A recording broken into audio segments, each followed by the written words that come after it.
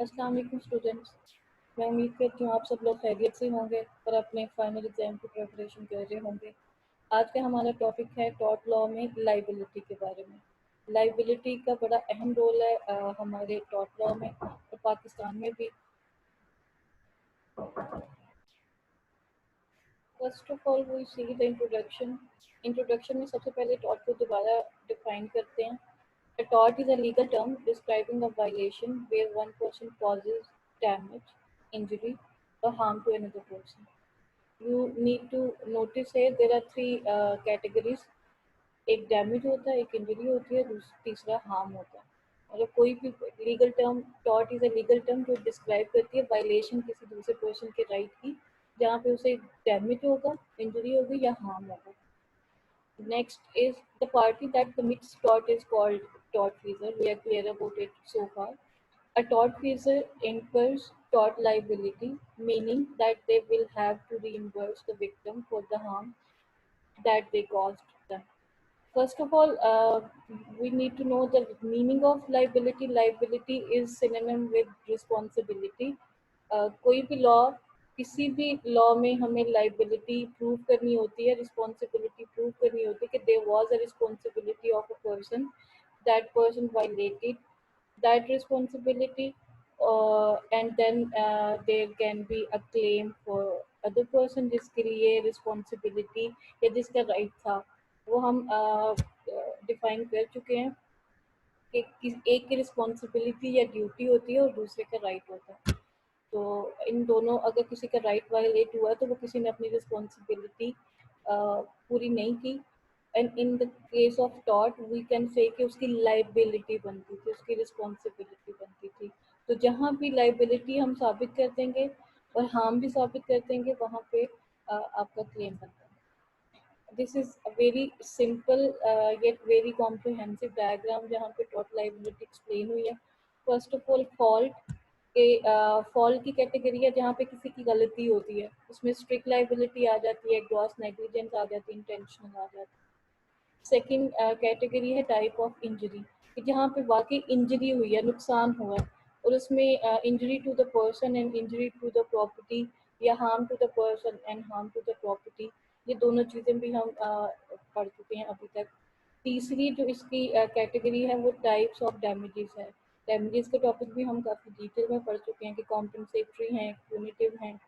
And fourth is excuses. Excuses ऐसे होते हैं छोटे छोटे बहाने बनाना, या जिसमें बहुत बड़ा फॉल्ट नहीं होता या बहुत बड़ी इंजरी नहीं होती, but there is some harm caused, और उसको हम एक्सक्यूजेज कह देते हैं। जैसे नेग्लिजेंस, किसी ने लापरवाही की, उसकी इंटेंशन नहीं थी लेकिन still harm was caused. Next is type of tort liability. There are main four types of liability in tort law. First is joint liability. इसके आगे subsections हैं vicarious liability and liability to the third party. Vicarious liability इंशाल्लाह हमारा एक separate topic है जिसको हम detail से पढ़ेंगे। Second is plaintiff या victim liability. Third is parent liability, and fourth is strict liability. Next we would study these further in detail.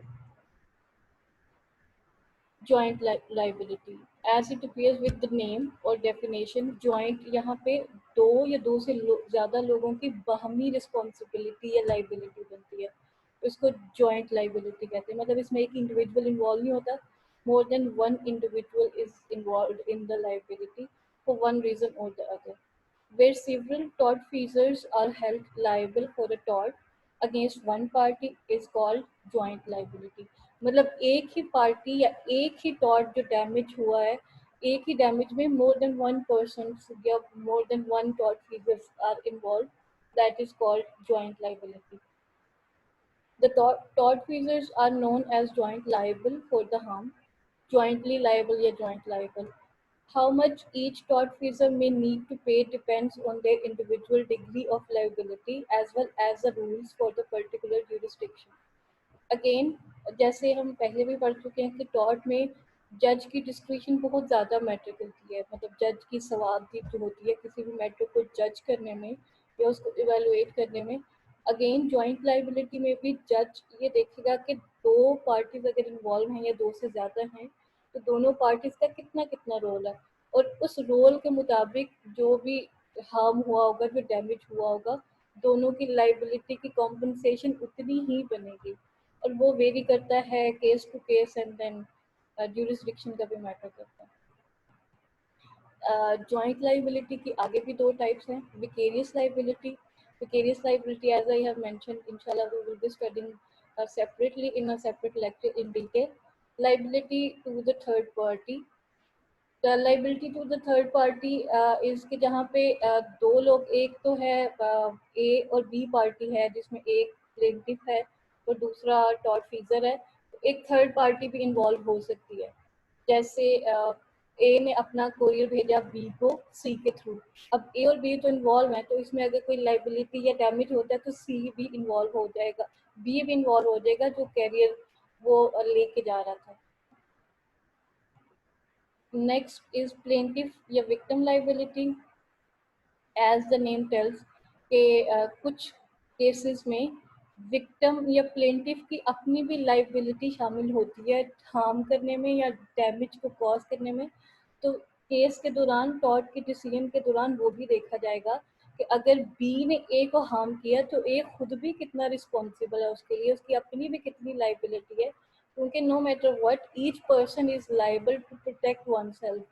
अगर वो भी नेग्लिजेंट था और बी भी नेग्लिजेंट था, चलो बी ज़्यादा नेग्लिजेंट था और उसको नुकसान हुआ, लेकिन उसकी लाइबिलिटी बनेगी। ये एक बड़ा स्ट्रॉन्ग डिफेंस भी है टॉर्ट में। If the victim contributed to their injury, they may share liability with the tortfeasor. Victim मतलब जिसके साथ टॉर्ट हुआ होता है, जिसको डैमेज हुआ होता है, जिसका राइट वायलेट होता है, अगर उसकी भी कंट्रीब्यूशन बन रही है इंजरी में, तो फिर लाइबिलिटी भी वो शेयर करेगा। This is also known as contributory negligence and may result in the damages award being reduced or completely barred.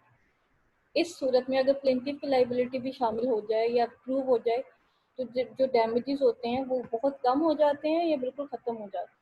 इसकी एग्जांपल हम ये दे सकते हैं कि ए और बी दोनों रोड पे जा रहे हैं, ए आगे जा रहा है, बी पीछे आ रहा है। अब बी पीछे से आके गाड़ी को मारता है टक्कर, अब आगे से बी ने भी बड़ी जल्दी, ए ने भी बड़ी जल्दी ब्रेक लगाई है, मतलब वो उसका बनता नहीं था कट वहां से लेना या वहां पे ब्रेक लगाना, कि उसकी भी लाइबिलिटी है, उसकी भी रिस्पॉन्सिबिलिटी है, उसकी भी गलती है 20% और पीछे आने वाले की 80% है। इस सूरत में मतलब दोनों की शेयर्ड लाइबिलिटी बन जाएगी और जो डैमेजेस होंगे इस सूरत में वो काफ़ी रिड्यूस हो जाएंगे या बार भी हो सकते। पेरेंट लाइबिलिटी, आप खुद सोचिए, अगर कोई 5 साल का बच्चा कोई हार्म करता है और बच्चे पता है अक्सर ही कोई ना कोई किसी स्टोर में जाएं या इवन किसी के घर में जाएं, तो they tend to break things and मतलब ruin many things, material and all that. Even restaurant में भी जाते हैं तो रेस्टोरेंट में ऐसी जगहों पे तो लिखा होता है कि कोई भी चीज़ अगर नुकसान होगा तो वो आप उसको रीइम्बर्स करेंगे या उसको पूरा करेंगे। इन अदर केस अगर कोई सीरियस लाइबिलिटी भी हो जाती है, सीरियस हार्म या डैमेज भी हो जाता है, तो उसके लिए बच्चे के लिए उसके पेरेंट रिस्पॉन्सिबल होंगे। Parents may sometimes be held liable for tortious actions of their children. This also varies according to jurisdiction and type of tort involved.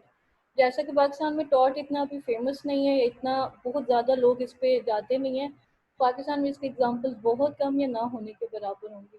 लेकिन बाकी कंट्रीज़ में या यूएस में या यूके में हम बात करें तो वहाँ पे लाइबिलिटी, टॉर्ट लाइबिलिटी काफ़ी क्लेम की जाती है और उसमें डिफरेंट फिर जुरिस्डिक्शन जो हैं, डिफरेंट जो स्टेट्स हैं, उनके डिफरेंट लॉज होते हैं और उसके मुताबिक देखा जाएगा कि हर स्टेट में जो लॉ है वो पेरेंट लाइबिलिटी के बारे में क्या कहता है। नेक्स्ट आ गया जो strict liability.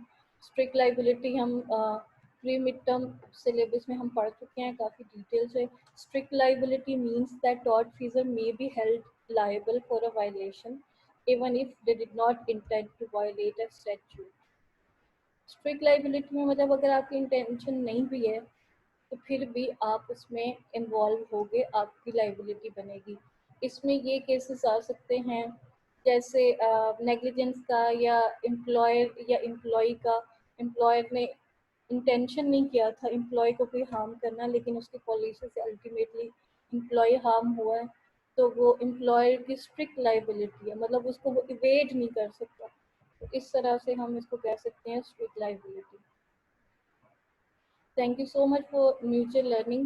Please do post your queries and comments in the comment section, and I would encourage के ज़्यादा से ज़्यादा डिस्कशन में पार्टिसिपेट किया करें और दूसरों के जो क्वेरीज हैं उनको भी रिस्पॉन्ड करने की कोशिश किया करें। Thank you so very much.